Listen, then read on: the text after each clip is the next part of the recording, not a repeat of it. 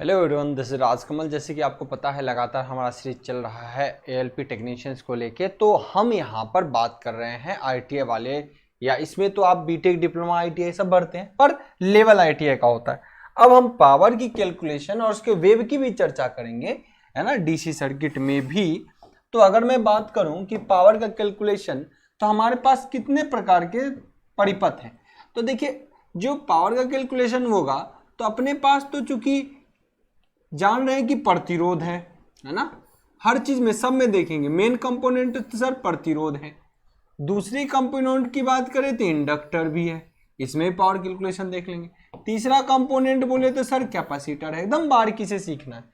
अब हम एक बार अगर रेजिस्टेंस में कैलकुलेशन पावर का देखेंगे तो हम ये भी चेक करेंगे कि इंडक्टर में कितना पावर डीसी के कारण और कैपेसिटर में डीसी के कारण कितना पावर। तो इनकी एनालिसिस होना बहुत जरूरी है। तो आइए मैं इस पे चर्चा करता हूं। यहीं से सर्किट बनाता हूं और डीसी सर्किट में पहले इसकी चर्चा करता हूं। आगे हम एसी सर्किट में भी चर्चा करेंगे।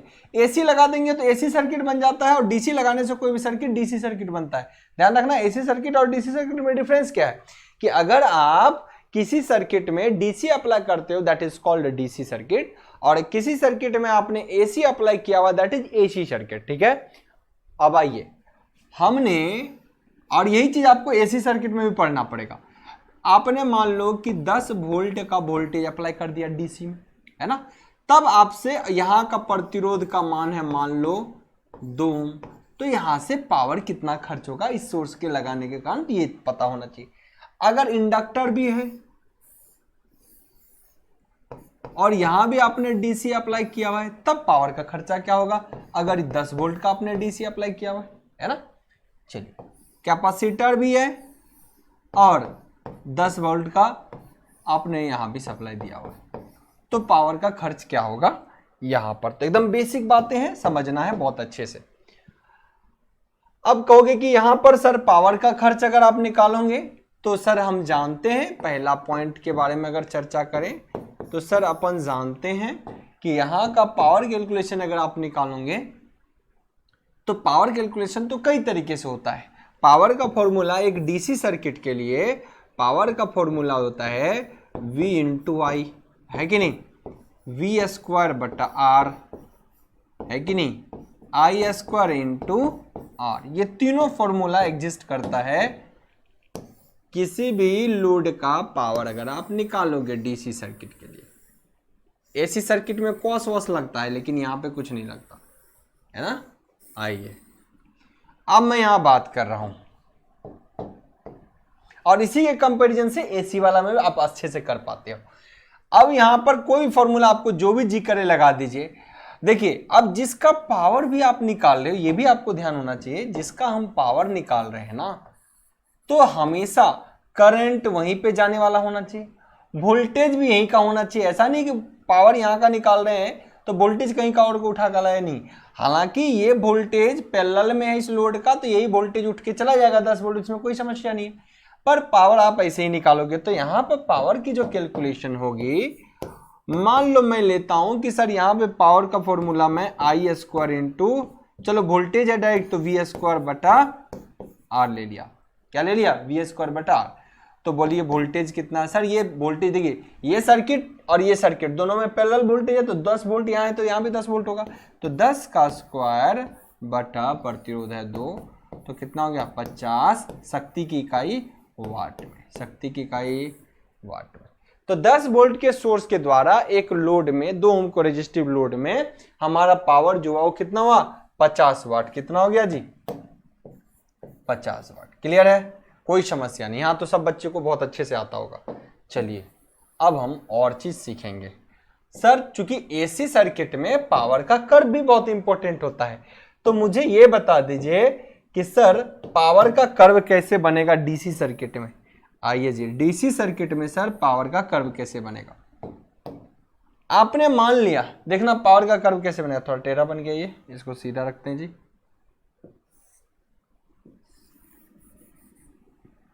अब भी थोड़ा टेढ़ा बन गया, ऐसे काम नहीं चलेगा, एक्यूरेसी रखना है ताकि आपको भी अच्छा लगेगा पढ़ने में। परफेक्टनेस जितना रहेगा किसी चीज में पढ़ने में उतना मजा आता है। यही राइटिंग भी अच्छे से नहीं हो तो मजा नहीं आता। इसीलिए एक पढ़ाई के लिए बहुत सारा चीज मैटर करता है। राइटिंग भी प्रॉपर होना चाहिए, क्लैरिटी भी प्रॉपर होना चाहिए, वीडियो की क्वालिटी अच्छी होनी चाहिए, साउंड बहुत बेहतर होना चाहिए, तो ऑनलाइन का बहुत मजा है। आइए अब मैं यहाँ बात करता हूँ कि पावर का कर्व कैसे बनेगा डीसी सर्किट में। एसी में तो अपन जानते हैं कि ऐसे ऐसे वेव बनता है एक वोल्टेज का, है ना, अगर छोटा करंट का, तो पावर का ऐसे वेव बनेगा। ऐसे ही यहाँ भी डीसी सर्किट में भी वेव बनेगा। आइए कैसे, अपन बात करते हैं कि सर सबसे पहले ये बताइए कि वोल्टेज का कर्व कहाँ बनेगा। तो अपन बोलेंगे वोल्टेज कितना मैग्नीट्यूड बाय 10 वोल्ट। चलो जी 10 वोल्ट को यहाँ पे लिख देते हैं, 10 वोल्ट को अपन यहाँ लिख देते हैं, ये लो, है ना, ये मैग्नीट्यूड इस कर्व का, मान लो पहला ही वोल्टेज मैंने लिया, वो वोल्टेज का लिया, क्या लिया, वोल्टेज का। तो ये मैग्नीट्यूड यहाँ से यहाँ कितना है, 10 वोल्ट। कितना मैग्नीट्यूड है, 10 वोल्ट। चलिए अब इस परिपथ का करंट का कर्व कहाँ जाएगा। अगर मैं इसको करंट में भी मैग्नीट्यूड लिखना चाहूं तो बिल्कुल सर, अगर संयोग है ऐसा कि यहाँ 2 में यहाँ 10 वोल्ट है, तो अगर मैं करंट निकालना चाहूँ इस परिपथ का तो 10/2 बराबर 5 एम्पियर। करंट कितना एम्पियर, 5 एम्पियर। तो करंट का कर्व बनाते हैं जी, आइए करंट का कर्व बनाते हैं। तो देखिए 10 का हाइट अगर इतना है तो 5 का हाइट इससे भी कम होगा, 5 का हाइट इससे भी कम होगा, बिल्कुल होगा 5 का हाइट इससे कम।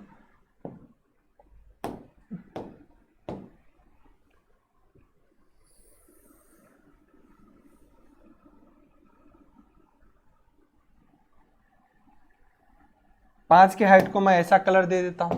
तो ये कितना एम्पियर है सर, 5 एम्पियर।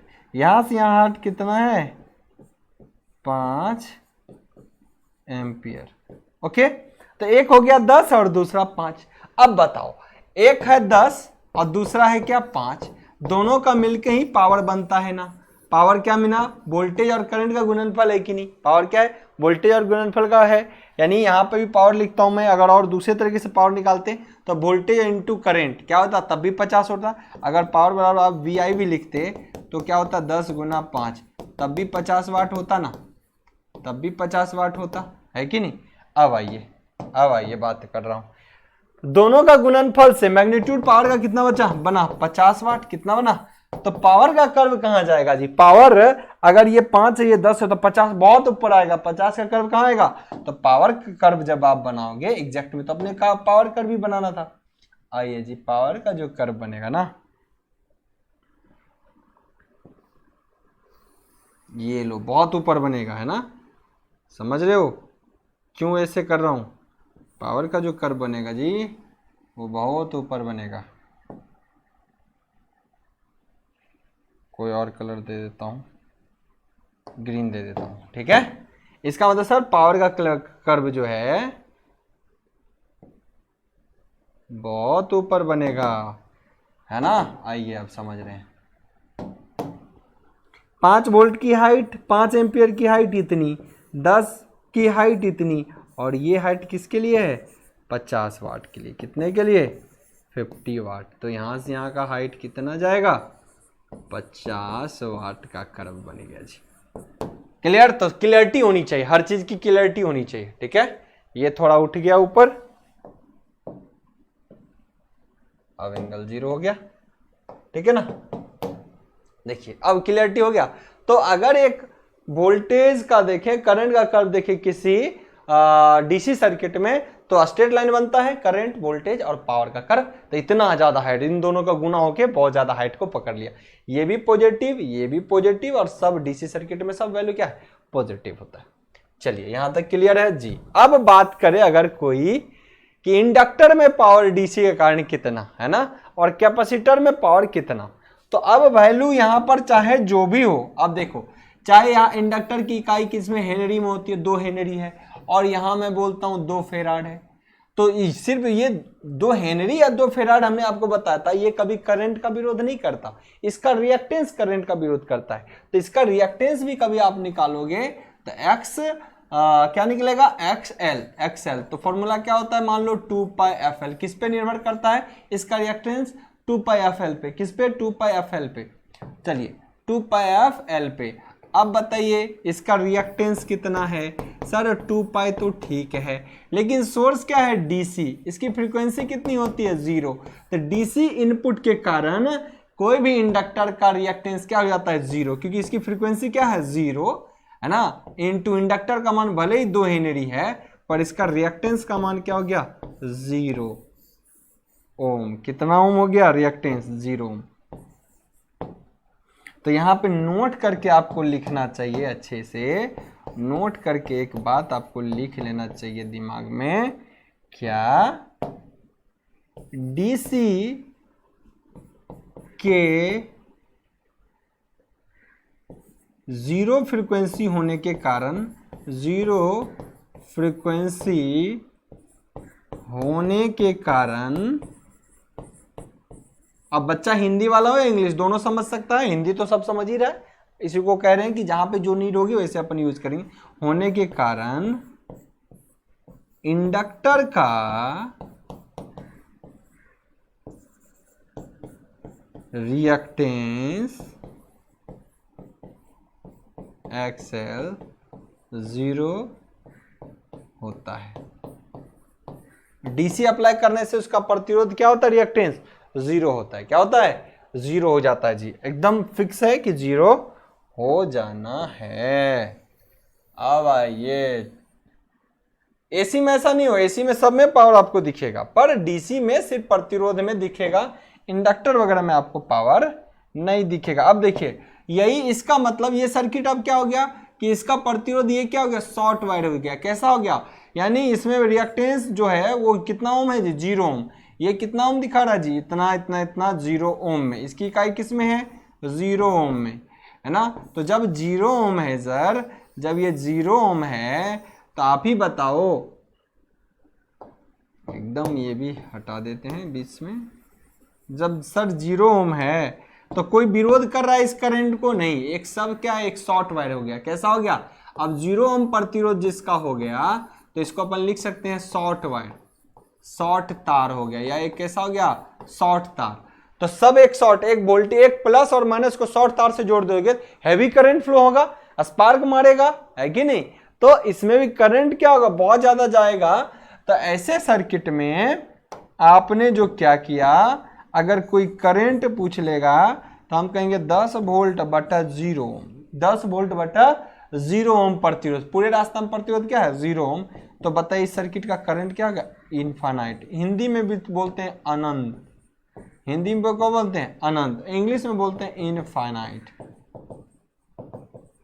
बहुत ज्यादा लार्ज मात्रा में करंट फ्लो होगा और इतना ज्यादा इस वाइंडिंग से होके गुजरेगा करंट, तो क्या होगा ये वाइंडिंग जल जाएगा। ये वाइंडिंग क्या करेगा जल जाएगा, ये वाइंडिंग क्या करेगा जल जाएगा। तो शुद्ध इंडक्टर को कभी डीसी सप्लाई नहीं देते, शुद्ध इंडक्टर को कभी डीसी सप्लाई नहीं देते। तो करंट बहुत ज्यादा हो गया तो इससे वाइंडिंग जल जाएगा। तो करंट बहुत ज्यादा हो गया तो सर ऐसे सर्किट का पावर भी क्या हो जाएगा सर वोल्टेज इंटू करंट।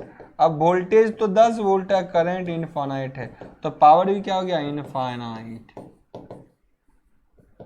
और इतना पावर हो गया कि इस सिस्टम को नहीं जला देगा, वाइंडिंग है वो क्या करेगा जला देगा। तो ऐसे सर्किट में पावर इंडक्टर के अंदर अगर हम बोले तो हमारा क्या हो गया जी, वोल्टेज और करंट को हम गुना कर दिए इस सर्किट से जाने पर, तो इनफाइनाइट पावर हो गया, वाइंडिंग फटाक से जल जाएगा। इतना पावर वो बर्दाश्त नहीं करेगा और वाइंडिंग क्या होगा जल जाएगा, वाइंडिंग क्या होगा जी जल जाएगा। इनफाइनाइट करंट का स्क्वायर दिस वैल्यू। तो ठीक है, तो इंडक्टर में, शुद्ध इंडक्टर में कभी भी डीसी सप्लाई नहीं देते। अगर कभी देना है तो कैसे देना है, क्योंकि कभी चुंबक भी तो बनाते हैं एक शुद्ध इंडक्टर में डीसी सप्लाई देके, परमानेंट टेम्पररी पोल तो बनाते हैं, यहाँ एन और यहाँ एस पोल बनाते हैं, फील्ड तो जाता है, कुछ ना कुछ एनर्जी स्टोर करता है।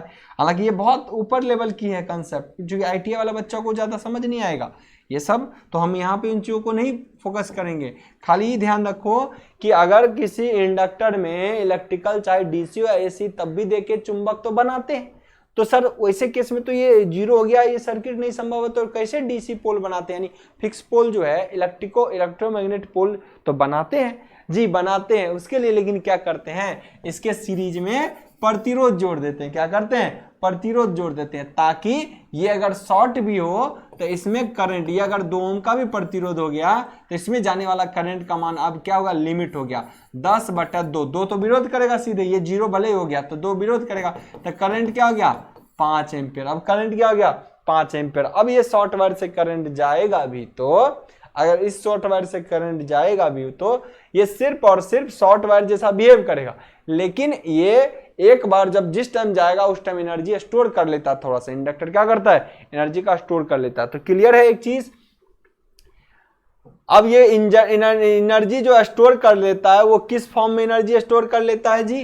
हाफ Li² के फॉर्म में क्या करता है? अब उस टाइम जब ये एनर्जी की बात करें तब हम पावर की बात नहीं करेंगे। एनर्जी कितना स्टोर होता है?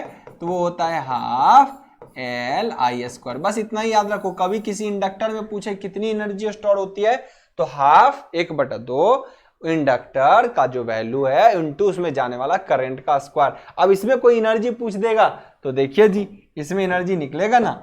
हाँ सर इसमें एनर्जी अब निकल जाएगा, जब आप रेजिस्टेंस लगा दोगे ना तो एनर्जी निकल जाएगा। 1/2 गुना, सर करंट कितना जा रहा है? इंडक्टर का मान कितना है? 2। सर इसमें करंट कितना जा रहा है? जब हमने 2 ओम का प्रतिरोध लगाया तब इस इंडक्टर से जाने वाला करंट का वैल्यू लिमिट हो गया, और जिसका मान कितना हो गया जी? 10/2 5 एम्पियर। तो इसका स्क्वायर तो कितना गया? 2 कट गया, 25 जूल हो गया। तब इस इंडक्टर में एनर्जी स्टोर कितना हो गया? 25 जूल। एनर्जी अपन निकाल सकते हैं कितने? ये काम नहीं कर रहा, एनर्जी स्टोर करने का काम करता है। क्या करता है? इंडक्टर हमेशा एनर्जी स्टोर करने का काम करता है। तो डीसी सर्किट में कोई पावर का कंजम्पशन नहीं करता, एनर्जी बस स्टोर करता है, लेकिन तब करता है जब आप एडिशनल रेजिस्टेंस लगाओगे। अगर नहीं लगाओगे कोई रेजिस्टेंस तो कोई पावर का कंजम्पशन नहीं होगा। ये देख लीजिए, समझ लीजिए, कॉन्सेप्ट एक से एक होते हैं, है ना। कोई पावर का कंजम्पशन नहीं डीसी सर्किट में। यहाँ पे पावर क्या हो गया? इनफाइनाइट। मतलब आप कह सकते हो ये वाइंडिंग कभी एग्जिस्ट नहीं करेगा। ऐसा सर्किट, ऐसा परिपथ संभव नहीं है, संभव नहीं है। अगर है तो यह जल जाएगा। वाइंडिंग क्या करेगा जी? अगर है भी, अगर आपको बनाना है तो वाइंडिंग, अगर शुद्ध कॉइल में डीसी सप्लाई दोगे तो आपका वाइंडिंग जल जाएगा। आपका वाइंडिंग क्या होगा? जल जाएगा। ठीक है ना। तो एक ध्यान रखना, डीसी सर्किट में खाली रेजिस्टेंस में वोल्टेज अप्लाई करते हैं, है ना। कभी इंडक्टर करंट कैपेसिटर में नहीं करते। अगर इंडक्टर कैपेसिटर अगर यूज करेंगे किसी डीसी सर्किट में जिसमें सप्लाई डीसी दे रहे हैं तो जरूर उस परिपथ में आपको प्रतिरोध लगाना पड़ेगा। क्या करना पड़ेगा? प्रतिरोध लगाना पड़ेगा। बिना प्रतिरोध का आप सर्किट नहीं बना सकते। ठीक है। अब कैपेसिटर की बात करें, आपको पता है कैपेसिटर का वैल्यू तो फेराड में 2 यूनिट आपने लिख लिया, लेकिन इसका XC लिखेंगे तो फॉर्मूला क्या होता है? 1/2 FC। ये फॉर्मूला होता है इसका रिएक्टेंस, क्योंकि रिएक्टेंस करंट वोल्टेज का विरोध, यानी इस वोल्टेज से निकलने वाले करंट का जो विरोध करेगा वो कौन करेगा? रिएक्टेंस करेगा। अब यहाँ में फ्रीक्वेंसी क्या होता है जी? डीसी केस में 0। डीसी केस में क्या हो गया? 0।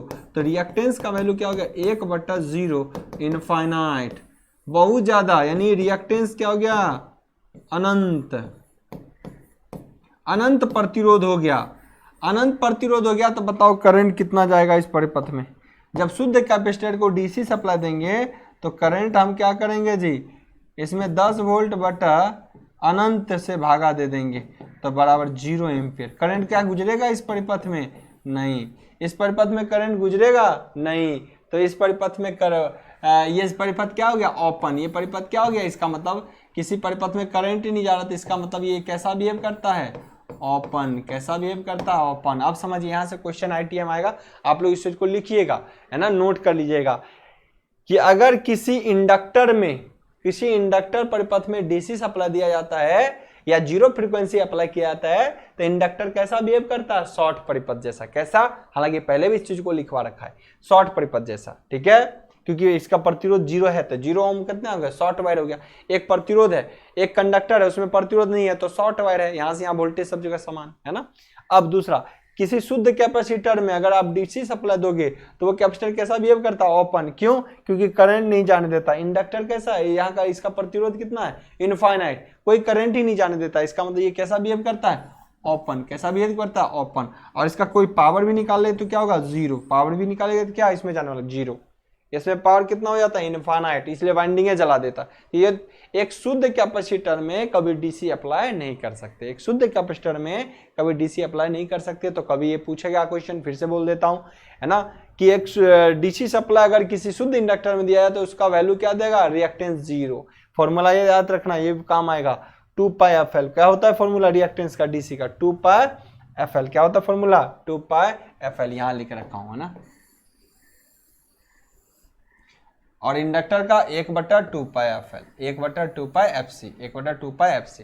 तो क्या हुआ, ना तो एसी के लिए वैलिड, ना तो इंडक्टर के लिए वैलिड था, ना तो कैपेसिटर के वैलिड था। यानी एक डीसी सर्किट मेनली यूज होता है किसके लिए, रेजिस्टिव सर्किट के लिए। यानी डीसी जो सप्लाई हम मेनली यूज करते हैं वो किसके लिए, रेजिस्टिव एलिमेंट के लिए। किसके लिए, रेजिस्टिव एलिमेंट के लिए। लेकिन कभी कभी एसी कभी कभी डीसी अप्लाई करेंगे अगर इंडक्टर भी होगा तो उसके लिए बहुत जरूरी है उस लोड के, यानी उस इंडक्टर के सीरीज में कहीं कहीं आपको प्रतिरोध लगा होगा, कुछ ना कुछ लगा होगा। सिर्फ इंडक्टर, शुद्ध इंडक्टर नहीं यूज कर सकते और शुद्ध कैपेसिटर यूज नहीं कर सकते डीसी सप्लाई के केस में। एसी में करेंगे, डीसी में नहीं कर सकते क्योंकि ये सब लोच आ जाता है। ये देखिए, क्लियर है। तो आई होप सो क्लियर हो गया चीजें। हम एसी सर्किट में भी पावर कैलकुलेशन करेंगे और तब देखना वहां पे पावर का कर्व कैसा बनता है। वहां पावर का कर्व ऐसा बनेगा क्योंकि वहां वोल्टेज भी साइनोसॉइडल, करंट भी साइनोसॉइडल, तो पावर भी साइनोसॉइडल होता है। पावर भी क्या होता है, साइनोसॉइडल होता है। ठीक है, चलिए फिर मिलते हैं हम आपसे अगले लेक्चर में। आई होप सो कोई कंफ्यूजन नहीं रहेगा, है ना। प्रैक्टिस सेशन हम लोग आप लोग के लिए एकदम रेलवे ग्रुप पे लगातार प्रैक्टिस सेशन ला रहे हैं, तो कोई समस्या नहीं आएगी। प्रैक्टिस करने आइए सभी यूट्यूब पे। 3:15 से 4 बजे तक का समय होगा, इस टाइम एकदम प्रैक्टिस करिए आप लोग आके। Okay, welcome.